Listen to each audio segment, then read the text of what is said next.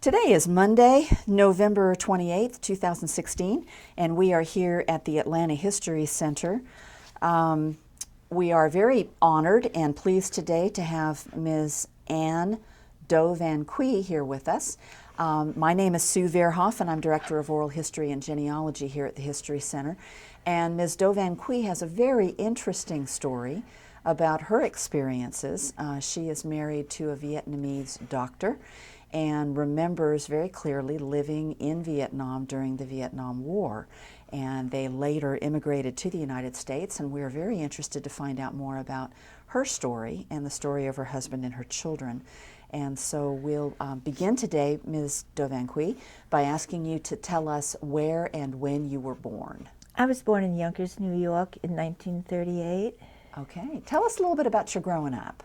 I grew up in Yonkers, New York, and then I went to school at NYU, and it was too far for me to communicate from Yonkers, so I rented an apartment, and it just happened that the roommate was from Vietnam. And I did not know that, but she was friends with my future husband, and he sort of looked out after her, and that's how we met. I see. So she was friends with your husband? Yes. Okay. And was he in this country? He was here. This is in the United States. He was here. He okay. was here. He came here in I think it was 1950. He was chosen to come here because he was very bright and he wanted to get an education here. So. Awesome. And what was his career field? He's an entomologist. He has a PhD in biology, but he really specializes in insects. And in Vietnam, when he went home, he worked for malaria control, but the communists killed all his technicians. So he got a job with Pasteur Institute, where he's in charge of 3 labs there. Well, let's back up just a little bit. So you met in Yonkers. Yes. And I assume married here in the United States? Yes. Okay. All right. And so tell us about that process. When did you go back to Vietnam and why? And he wanted to go home to serve his country because he was an entomologist. So he went home in 1960. There was no war then.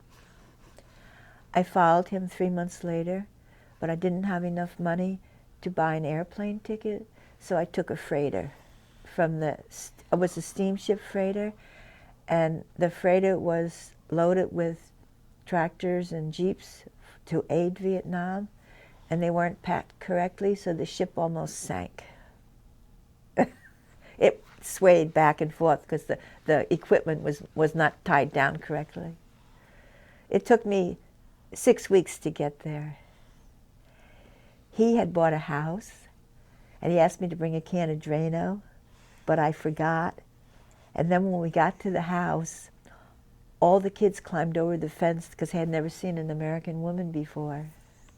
So he sold the house, and we rented a house on a nice tree-lined street, but the owner sold it. So we decided then that I think the war was starting, and someone told us it was a building that was built for the widows of the French soldiers who died in the Indochina War. It was called Building Qui Dong, and we rented an apartment there. And we stayed there until we returned to the United States. so he was working For Pasteur Institute. for Pasteur Institute. Yes. Okay. It was on a beautiful tree-lined street. The fighting was outside of Saigon. Saigon was like a fortress. You could hear the fighting, but Saigon was okay. It was okay living there. You could hear the fighting, the bombs and all that, but we were okay. What was that like? I took the children to this garden of infants. It was a French there was a French like country club there, and I took the children there with the maids, and I would leave them there, and then I would take the older 2 to the swimming pool because the maids couldn't go to the swimming pool area, but they would stay in the garden of infants with the younger child. Why were the maids not allowed to? I don't know. I really don't know, but they weren't allowed to go to the swimming pool. But the kids loved going to the pool. So we were really living a good life, even though there was a fighting all around us. Wow. So how many children do you have? 3 children were born there, and immediately I got them an American passport because I'm American, they're American. And I had 1 child born in the United States. Okay. Yeah. So when I came here, my oldest daughter was 5, my son was 2.5, and my youngest son we named Tuan, spelled Tuan, meaning charming. He was 17 months, and he eventually changed his name to Tom because he didn't want anybody to know that he was a foreign doctor. So when I entered the United States, we went through customs, and the customs people said to me, "How long have you been out of the United States?" And I said, 8 years. Just go through. No check for you. Yeah, they let me through. Wow. I had 1 suitcase. Oh my good. Well, let's back up just a little bit now. So you lived then in Saigon? I lived in Saigon. In Saigon from what years? From 1960 until 1968. The Tet Offensive happened in 1968. It happened because at that point everybody is partying, and they thought that was a good time to attack the city. We heard firecrackers going off at midnight in 1968 during the Tet Offensive. Then after a while, I said to my husband, "Those are not firecrackers, those are bombs." And the bombs went off all night, and the maids came in the morning and said, "Don't go outside, there are bodies all over the place." And so I stayed in the apartment for 2 weeks. I did not go out. And Dominic finally went to Pasteur Institute to get a propane tank because we needed it for cooking. And then I decided I needed a propane. Luckily, he was traveling back and forth to the United States, to Washington, D.C., for his mosquitoes, studying mosquitoes. And one day, I needed a propane tank. I remember this.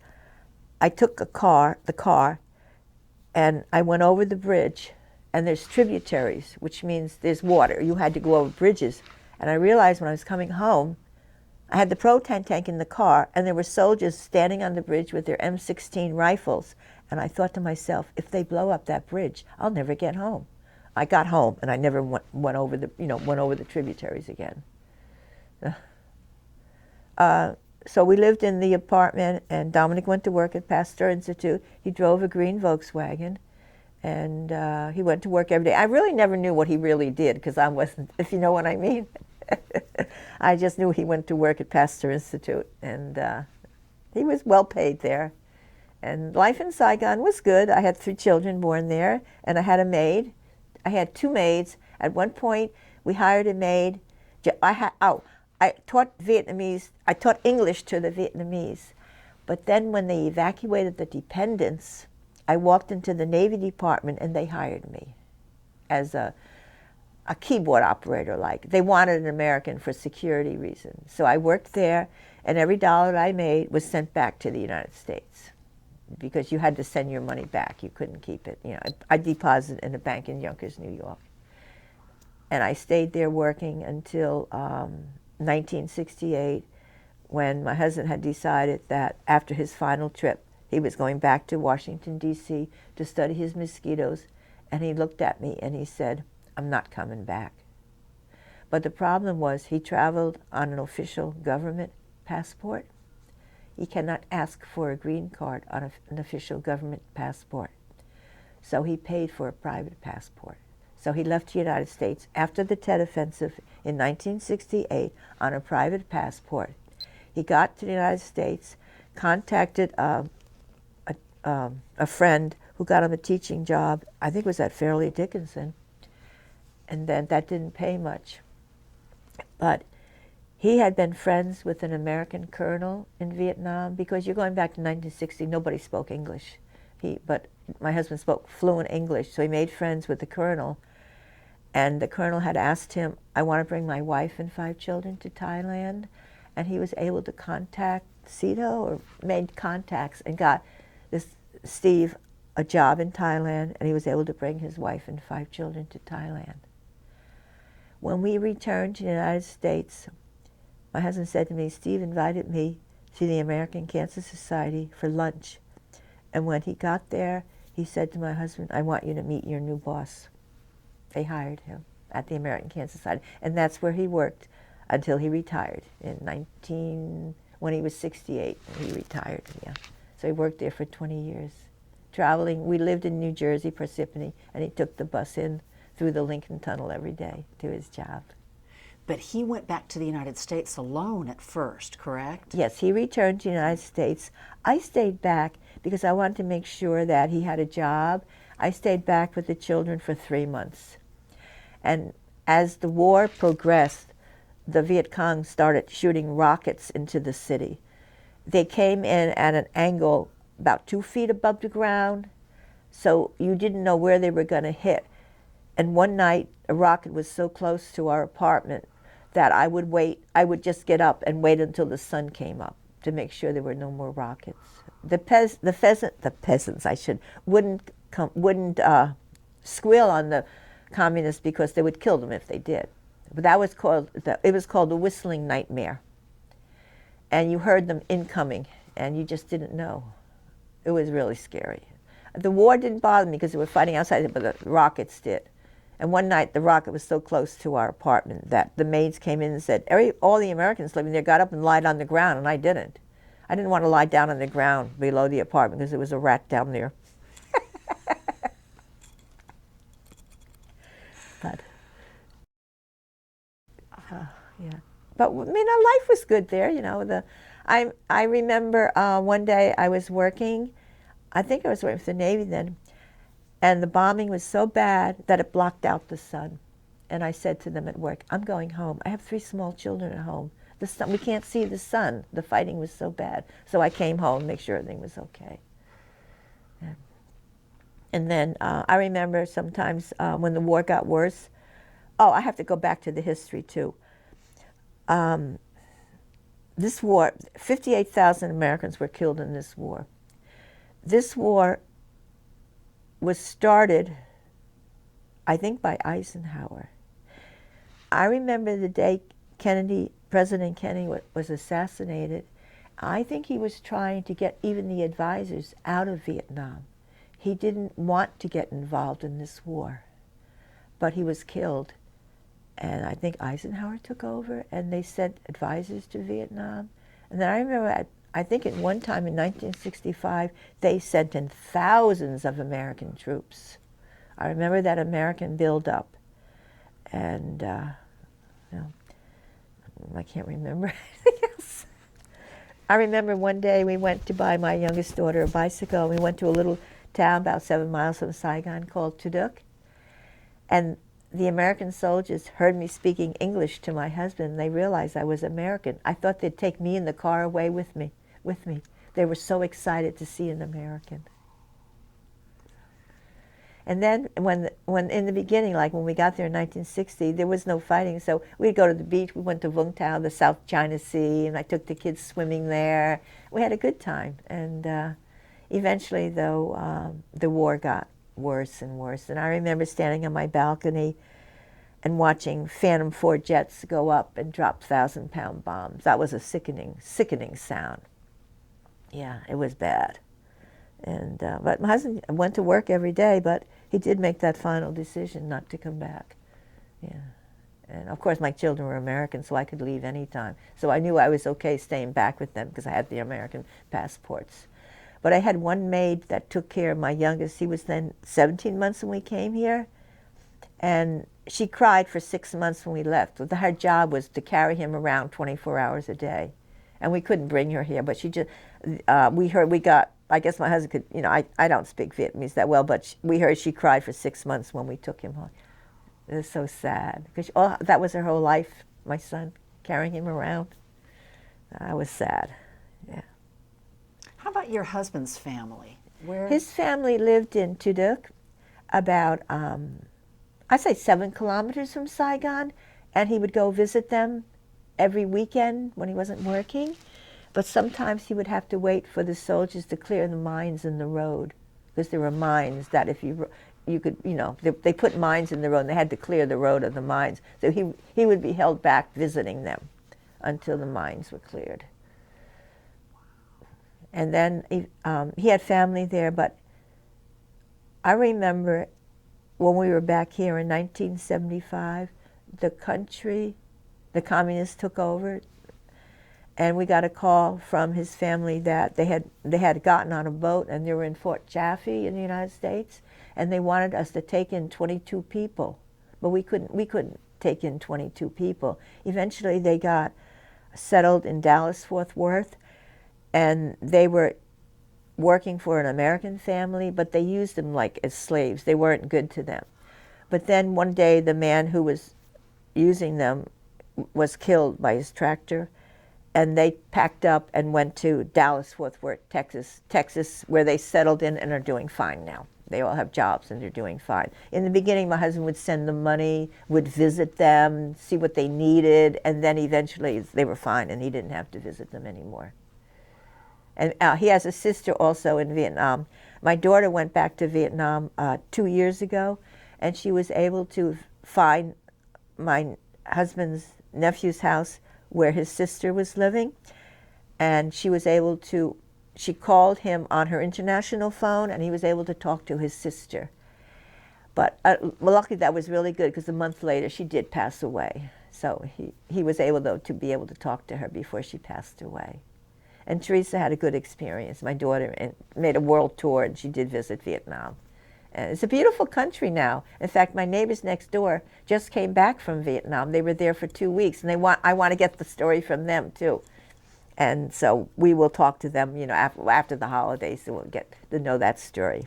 But my life there wasn't bad. I mean, I took the children to the Garden of the Infants every day, and I went to work, and then I came home, and we were like, the Saigon, like I said, was a fortress. It was protected. You could hear the fighting, but we didn't have, our apartment didn't have windows, so if you had windows, the windows would vibrate when the bombs went off, but we had shutters, so we didn't hear the vibrations from the bombs. What about the fall of Saigon? Did you have friends or Yes, family? I did. During the fall of Saigon, I had a friend, an American, married to a Vietnamese, but he was, I don't even think he had a college education or anything. But he came to me when Dominic was already in the United States, and he said, I told Lynette not to come back. She came back to be with her husband, and she stayed until the very end.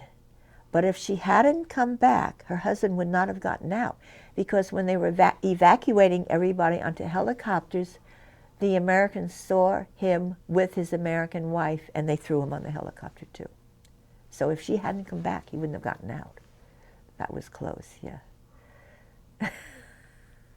Well, tell me a little bit about your husband's first job. You mentioned that He went back to Vietnam, and he worked for malaria control, but the Viet Cong killed all his technicians, so he went and got a job at Pasteur Institute. Why did the Viet Cong kill his technicians? They didn't want them to work or something. And also, working for malaria control was not successful, because they would go in and spray the houses, and then the people would wash it all off. They didn't understand. Yeah. But he worked for Pasteur, and he was in charge of 3 labs. I showed you the brochure there. I actually didn't know what he did, but he did good. And Pasteur Institute was on Pasteur Street, which was a very safe area there. And he drove a green Volkswagen to work every day.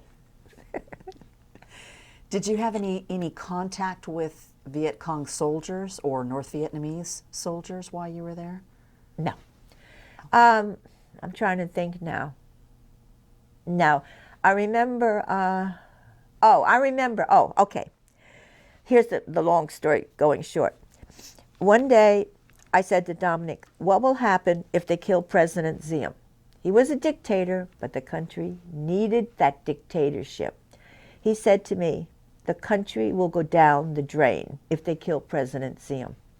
I remember the day 2 planes went up with Vietnamese pilots that were trained in the United States, so their bombs hit correctly. They bombed the palace, killed President Diem and his brother.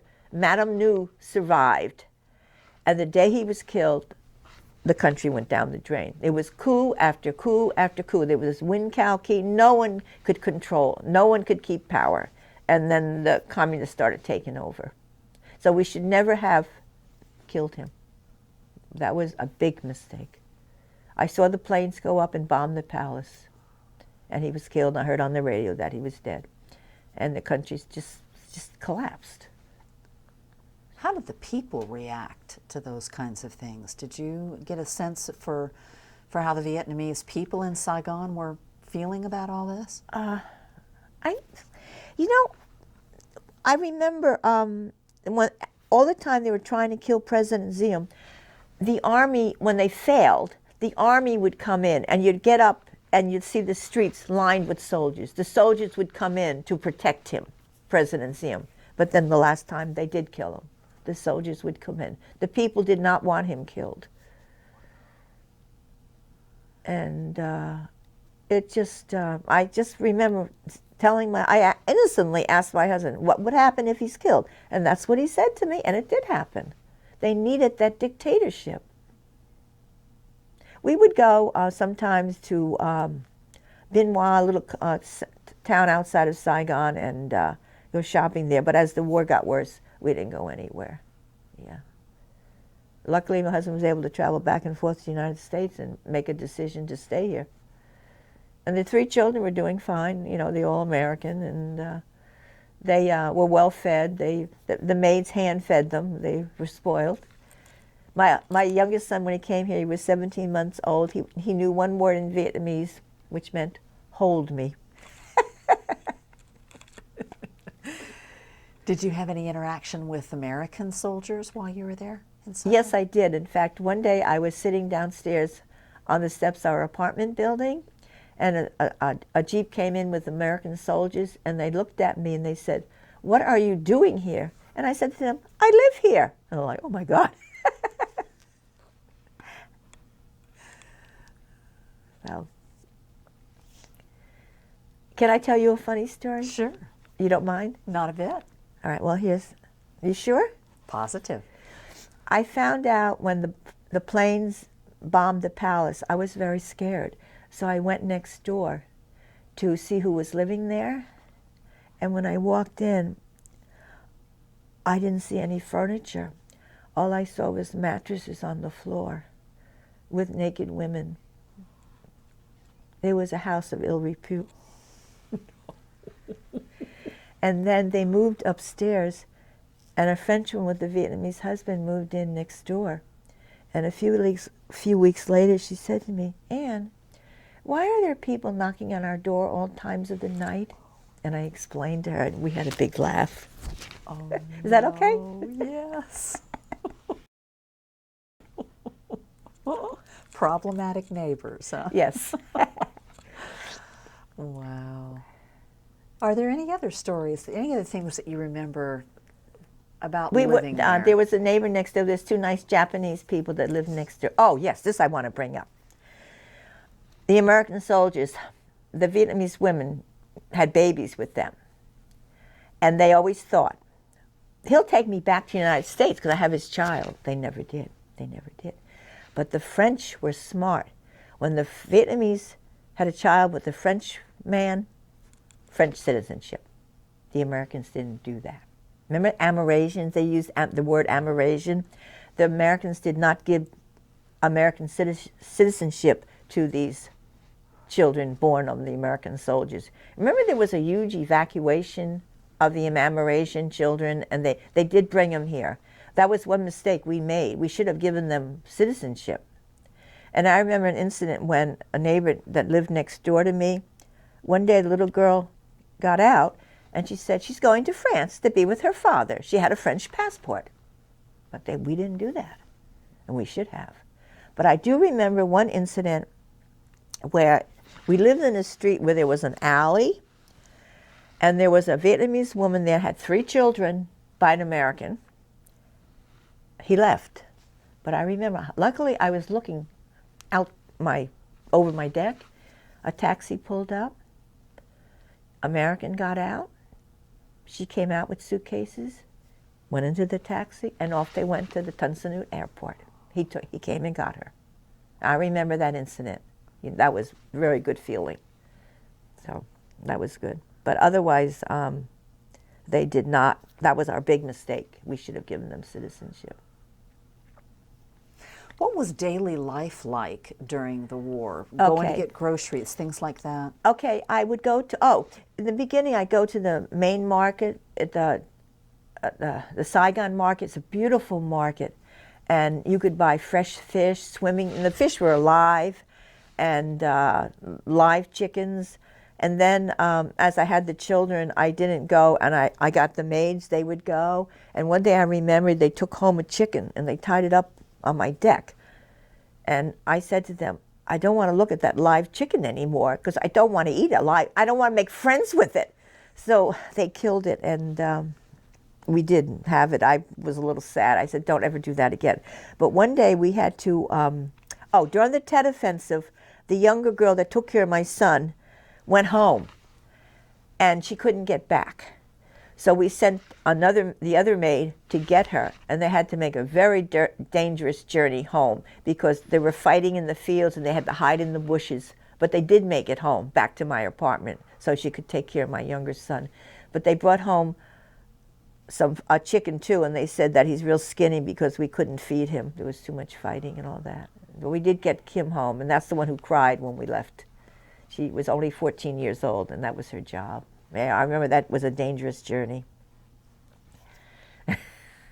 Was working for an American family considered a good job for a Vietnamese young woman like that? My maids were well paid. The Vietnamese paid them maybe 700 piastres. I paid 4,000 piastres for them, so that was a good job. Yeah. And I remember my friend, Lynette, when the war got bad, her husband didn't make much money. He said he lived in a very bad area of Saigon, or Chalun, like the Chinese section. And when the fighting got really bad, she came to my apartment and stayed with me. And I remember that because she was scared. She couldn't stay where she was living. We were lucky. Dominic made good money and I was working, so we could afford a nice apartment. And the maids lived with you then? Yes, there was a maid's Stayed with quarter you? next door. There was a room next door that was the maid's quarters, and they came in the morning. I had one to cook and one to take care of the children. And at one point I had 3 maids, one to cook, one to take care of the children, and one to take care of my younger son. That was Kim, who was 14 years old. It was a good life. I mean, I can't complain. In the war, I remember the city of Saigon was saved after the Tet Offensive by a group of American soldiers stationed in Saigon, because they came in and they told me, don't go out after the Tet Offensive. Their bodies all over the place. But the city of Saigon was saved by a group of American soldiers. But then we felt that they felt the Vietnamese could handle it on their own. And so remember all the American soldiers were evacuated and they couldn't handle it on their own, and Saigon fell in 1975. And we were here though when it fell. Yeah.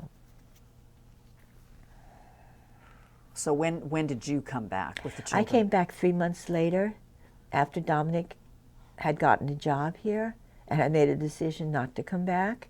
And I stayed back with the three children because we were doing fine. I had the maids to take care of them. They're well fed, and I just wanted to make sure that he had a job here and everything, because he was in Washington, D.C. studying his mosquitoes. He was on per diem pay. He didn't have a real job until he contacted the classmate who got him a job at Fairleigh Dickinson, and then he told Steve Avona that he was back, and that's when he invited him to the American Cancer Society and gave him the job there. Gotcha. And that was here in Atlanta or still in D.C.? It was in New Jersey. In New Jersey. Okay, when we came back, we bought a house. We lived in Knoll Gardens, an apartment, and then when he got the job, we bought a house in Parsippany, and then from that house we bought another house on a quieter street, and then we bought a house on Stephen Terrace, where we lived until the American Cancer Society moved us to Georgia. And they paid for everything for the move and all that. They don't do that anymore. And then my son, when we went back to New Jersey to visit him at the end of the summer, he made a trip down memory lane, and we went back to the old house where we lived in 1972. The same people we sold it to were still living there. They invited us in. We had a nice visit with them, and the people next door were my my daughter, who was then like 5 years old, played with, they were still there too, living there. It was just amazing. Yeah, they're still in the same house. So we had a very nice visit. So tell me, what was your experience in Vietnam as an American living in Vietnam? How did the people treat you and react to you? Okay, actually, I was the only American except for another American. Oh, there was one other American too living there, and she was married to a Vietnamese, but she couldn't take the war, so she left. She left. I got used to the fighting. I guess when you're young, you can handle more than you can when you're older. I mean, it was just the fighting just got worse and worse. But like I said, Saigon was a fortress, so we were protected, except for the last few months when my husband was in the United States and they started shooting rockets. They were called the Whistling Nightmare. I didn't realize how bad the war was until I read the New York Times or the U.S. News and World Report. You could buy that on Tuzort Street, which is a very nice touristy area downtown. But if I went down there, I made a big mistake because Americans would see me and they would just like clamor all over me, so I didn't go down there anymore because there were hardly any American women. I was one American, Lynette was the other one living in Saigon. But the apartment building where I lived was fine. You know, it was, we had a nice apartment. Yeah. And the Vietnamese people they were okay with you? Oh yeah, they were fine. Yeah, they accepted us. Yeah, and like I'm thinking of anything else. Like I lived in that apartment. 3 of my children were born there. Oh, I know. My first child was born, and I went to a French clinic to give birth to her. I had a hard time, but it was okay. The second time I was pregnant, I went to Dr. Day, who was trained in the United States. When I was pregnant with my third child, I went back to Dr. Day. He wasn't there. And I said to his wife, "Where's Dr. Day? He's in the United States. He's not coming back." He left. So I had to go have my third child delivered by the French doctor who never showed up, and was finally delivered by a Vietnamese doctor, and his name was Tuan, T-U-A-N too, so that's why we named our son Tuan, meaning charming. So he did a good job delivering him. And then I would go home and nurse the children, and every time I nursed, I would get a breast infection, not knowing that I just needed an antibiotic, and I didn't go back to the doctor to get an antibiotic. But I tried to continue nursing, and then, I tried nursing each one for at least 2 months, and I would come home from work and nurse and tell the maids, don't give them a bottle unless they really scream, and then I'll come home and nurse them. But I'm trying to think of anything else I can tell you. I know. My husband was so afraid when we had the 3 children because he knew one day he'd have to run from the communists, and he was worried that he wouldn't be able to get out. But he luckily, traveling back and forth to Washington, he was able to make a decision to stay and not come back. Well, once you brought the children back to this country and your family was together again, what's been your experience with other people's attitudes towards you with a Vietnamese husband and children together? Have you had any? Yes, I have, and there was a high school reunion that I was supposed to go to, but I didn't go because when we were living in Vietnam, I heard of some of my classmates being killed there. So to go to a reunion where you lived in Vietnam, had a Vietnamese husband, and lived during the war, it wasn't a good thing to go to. You did not want them to know that what your story was. When my husband returned, when my husband was in the United States, they were rioting in Washington, D.C. against the war, and he wrote me a letter, I guess, because we didn't have email then, and he said that you're safer in Saigon than in Washington, D.C., because remember they were rioting in Washington against the war? And he said, "Ann, you're safer in Saigon." I said, "Oh my God," because I remember that. And then he came back, and he traveled back and forth. And one time he went to India for 4 months and left me alone in Saigon for 4 months. I don't think I had any children then. But eventually when I had the children, I had the maid, so I felt comfortable. I wasn't alone. Yeah. And then there was the French woman living next door with the Vietnamese husband, and the 2 Japanese people next door. So we had company. And do you feel like your family's been treated well in this country? Yes, I do. But I think when my husband went to Washington, I don't think he got treated that great because he was Vietnamese and the war was going on. I don't know, but I do know when I remember when I decided to leave, the airport was closed. I remember being evacuated on a helicopter because the planes couldn't come into the airport because of the war. So they evacuated me on a helicopter. And they put me on I did take a plane to Hawaii. And then I flew a military transport to Hawaii. I didn't have to pay. And then from Hawaii, I picked up a commercial plane. And then my husband met me in Washington, D.C. I remember the children were cold because I didn't have any winter clothing for them, and it was cold then. And then they got adjusted here, the 3 children. We lived in Washington, D.C. until he got the job in New York. And then Excuse me. What do your children remember of Vietnam? Do they talk Susan about it? remembers. She remembers she didn't like the maid that took care of her. They preferred the boys. They sort of had a little prejudice against the girl, and they sort of preferred the boy. She didn't like the maid that took care of her. She didn't speak any English when she came here. Because I worked all day and Dominic worked all day, so they spoke Vietnamese until they came here. And then I immediately got Susan into kindergarten. And she learned English, and she adjusted well. And I say Ming was, I sent them. I put them in preschool, so they learned English, and they were doing good. Yeah, they did good here. But I missed. We had these. At one point, we had decided to go back because we left our apartment with all the furniture. But then Dominic and I looked at each other and said, "No, we're not going back. Not at all. They have to be educated here." So what happened to everything that you left behind? I have no idea. Wow. But I went and I paid the rent. The apartment was owned by a French woman because it was an apartment building built for the widows of the French soldiers. So I would go downtown and pay her the rent every month. And then we just left all the furniture and told the maids that we were leaving. And I don't know what happened to everything. But I did have a neighbor that we did go back in the year 2000, and we had a taxi take us to the building.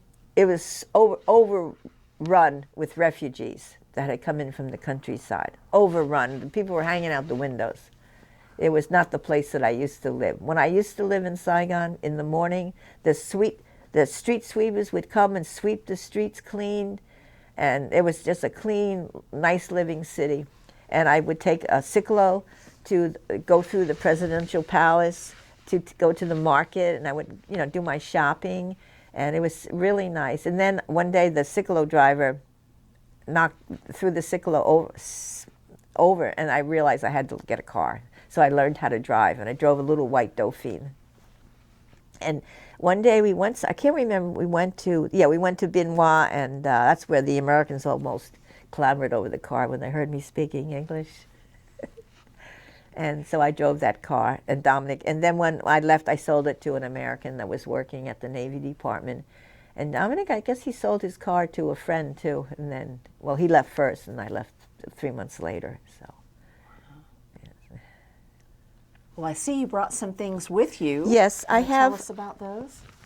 This is a DVD of my children, the Do Van family, Saigon, Vietnam. This shows pictures of them growing up there. It's mostly if there's the car that I drove, and it's mostly the children growing up. Because when we were there, Dominic took movies of the children, and we were able to turn it into a DVD. Costco was able to turn it into DVD. So you're welcome to have this to watch.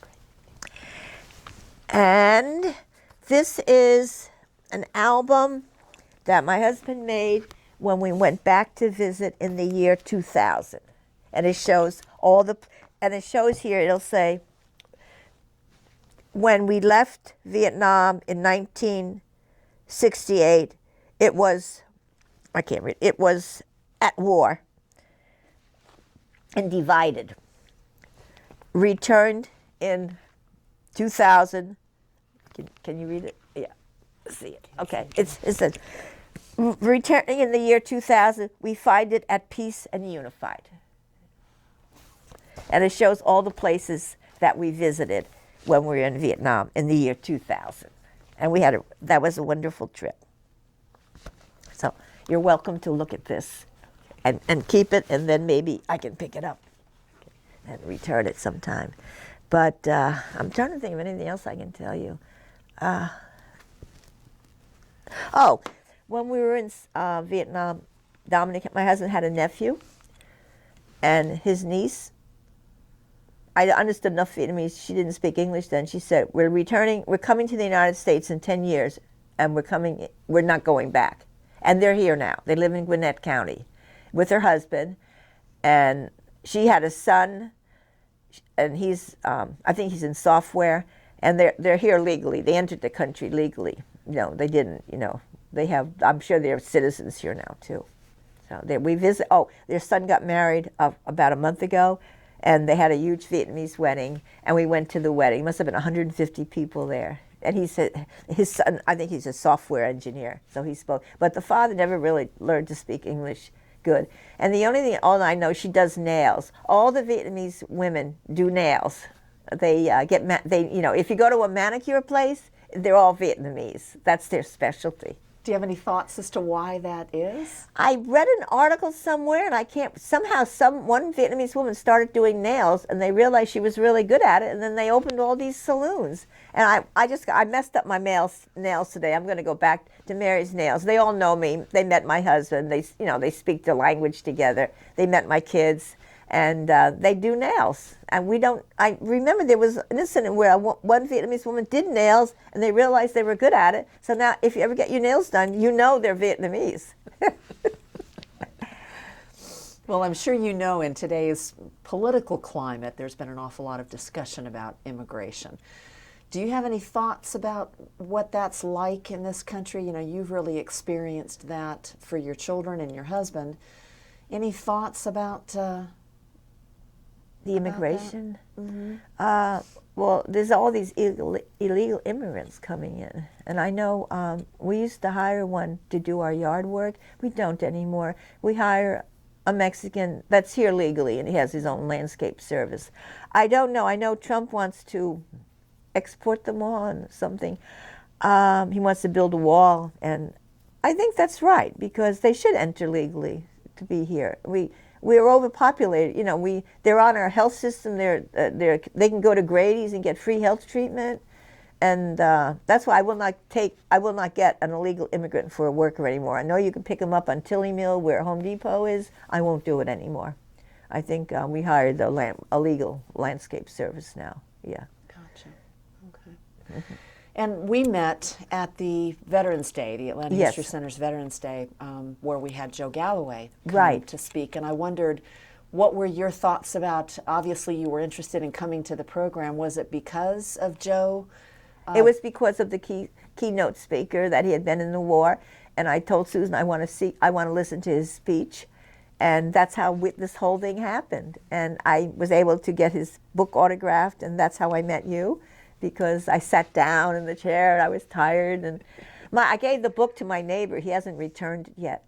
Have you read it? No, I really don't have to, because I lived through it. Yeah. And when you don't, and also now, if I ever hear a loud noise, I scream. It's automatic. What is that? Post-traumatic syndrome, and it's just you can't. I told my internist, and he said he understood. If I hear a loud noise, I scream, because I heard explosions all the time. And if you're exposed to that, you automatically react. So, but I know somehow I was young, and the war, I lived through it, I think, because I had 3 young children to take care of, and that kept my mind away from the war, because I was interested in my 3 young children and taking care of them. And so I think that's what kept me going through it all. And Dominic went to work every day and traveled back and forth to the United States, and that was the final decision, his last trip. Oh. Did you see firsthand effects of the bombing and the things that went on around Saigon? I read in the New York Times a picture. It was a truck carrying dead soldiers, and they were thrown in the truck like garbage. I mean, it was horrible. I read it in the news. I saw the picture of this truck with all these soldiers, and it was horrible. I just didn't want to read anymore. And the soldiers, some of them were stationed in terrible places, like, was it Comrade Bay, or some places where there was so much death. It was horrible, and we should never have gotten into this. This war should never have happened, never. It was all due to the killing of President Ziem. If he had still been in power, that war would not have started, I don't think. And then Kennedy also, I always remember the day Kennedy was assassinated, because President Ziem was assassinated about a month later. And it was coup after coup after coup. There was this Colonel Winkowski. He couldn't keep power. No one could keep control. It was just complete chaos. Oh, they would riot in the streets. You wouldn't go out.